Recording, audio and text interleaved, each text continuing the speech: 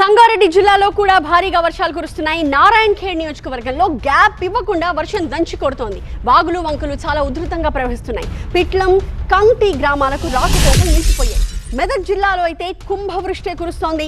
రామాయంపేటలో అత్యధికంగా 20 సెంటీమీటర్ల వర్షపాతం నమోదైంది. పలు కాలనీలను వరద ముంచెత్తేసింది. వరద నీరు ఇళ్లలోకి చేరుకుంది. కోమటిపల్లి తండా, దామర చెరువు తండాల్లో రహదారి తెగిపోయింది.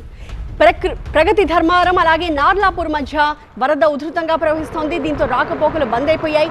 రామాయంపేట బీసీ కాలనీలో ఇళ్లలోకి వరద నీరు చేరుకుంది.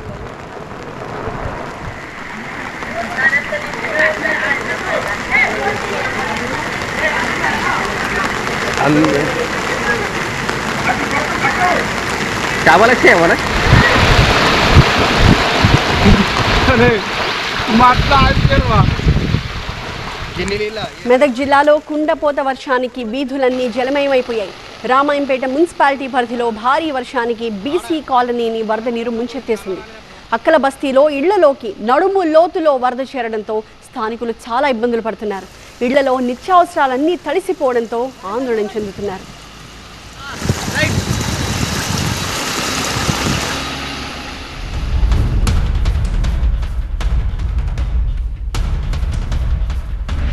మెదక్ జిల్లా రామాయంపేట పట్టణాన్ని వర్షం ముంచెత్తేసింది.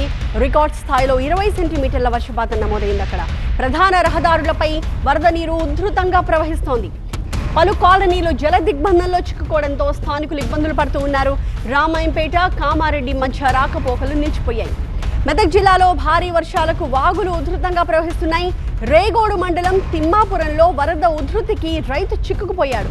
వాగు దాటుతూ ఉండగా ఒక్కసారిగా ఉధృతి పెరగడంతో జంగా కుమార్ కొట్టుకుపోయాడు. దీంతో స్థానికులు వెంటనే స్పందించి ఒక తాడు సాయంతో అతన్ని సురక్షితంగా ఒడ్డుకు చేర్చారు.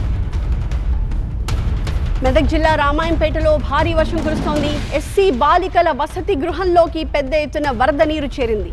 గదుల్లోకి కూడా నీరు చేరుకోవడంతో విద్యార్థినులు తీవ్ర ఇబ్బందులు పడుతున్నారు. 80 మంది విద్యార్థులను ఒక ప్రైవేట్ పాఠశాల భవనానికి తరలించారు అధికారులు. వర్షం తగ్గుముఖం పట్టగానే బాయ్స్ హాస్టల్ భవనాలకు తరలిస్తామని చెప్తున్నారు. మెదక్ జిల్లాలో రాత్రి నుంచి ఎడతెరిపి లేకుండా కురుస్తున్న వర్షాలకు లోతట్టు ప్రాంతాలతో పాటుగా పంట పొలాలన్నీ కూడా చెరువుల్ని తలపిస్తున్నాయి. నిన్న మొన్న వేసిన వరి నాట్లు పూర్తిగా నీట మునగడంతో రైతులు లబోదిబోమంటున్నారు. ఆ ఫుల్ డీటెయిల్స్ని మా కరెస్పాండెంట్ శివతేజ అందిస్తారు. ఉమ్మడి మెదక్ జిల్లాలో రాత్రి నుంచి వర్షాలు ఏకదాటిగా పడుతున్నాయి. సో లోతట్టు ప్రాంతాలన్నీ కూడా జలమయమైన పరిస్థితి కనిపిస్తుంది. సో ఎక్కడికక్కడ వాగులు వంకలు పొంగిపొరుతున్నాయి. చాలా చోట్ల చెరువులు తెగిపోయిన పరిస్థితి కనిపిస్తుంది. ప్రస్తుతం మనం విజువల్స్లో చూస్తున్నాం. పొలాలు ఏవైతే ఉంటాయో ఆ పంట పొలాలు పూర్తిగా నీట మునిగిన పరిస్థితి కనిపిస్తుంది. ఇదంతా కూడా రామాయంపేట ప్రాంతంలో ఉన్నటువంటి ప్రజెంట్ సిచ్యువేషను. ఏదైతే ఆ పొలాలు ఉన్నాయో ఆ పొలాల నుంచి వస్తున్నటువంటి నీరు ఒక చెరువులను వాగులను తలపిస్తున్నాయి. పూర్తిగా పొలాలు మునిగిపోయిన పరిస్థితి కనిపిస్తుంది. ఏదైతే రామాయంపేటలో రాత్రి నుంచి కూడా ఎడతెరిపి లేకుండా కురుస్తున్నటువంటి వర్షానికి ఈ పరిస్థితి నెలకొంది. చాలా వరకు ప్రజానికం తీవ్ర స్థాయిలో ఇబ్బందులు అయితే పడుతున్నారని చెప్పొచ్చు. విజువల్స్లో మనం క్లియర్గా చూస్తున్నాం.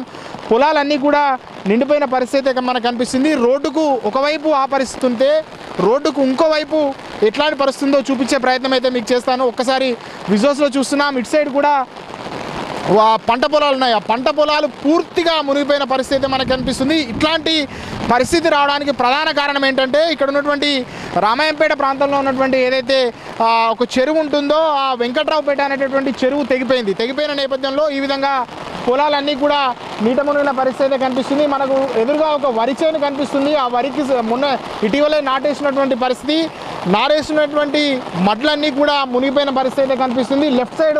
ఇటు సైడ్ చూస్తున్నాం. నీరు ఏదైతే ఒక చెరువుల వైపుగా వాగుల వైపుగా ఏ విధంగా పోతుందో ఆ విధంగా పెద్ద ఎత్తున నీరంతా కూడా అటు ప్రాంతానికి వెళ్తున్న పరిస్థితి కనిపిస్తుంది. సో ఇట్లాంటి పరిస్థితి మెదక్ జిల్లా వ్యాప్తంగానైతే కొనసాగింది. అటు మెదక్ కావచ్చు, రామాయంపేట కావచ్చు, సంగారెడ్డి కావచ్చు, నారాయణఖేడ్ కావచ్చు పెద్ద ఎత్తున వర్షపాతం నమోదవుతోంది.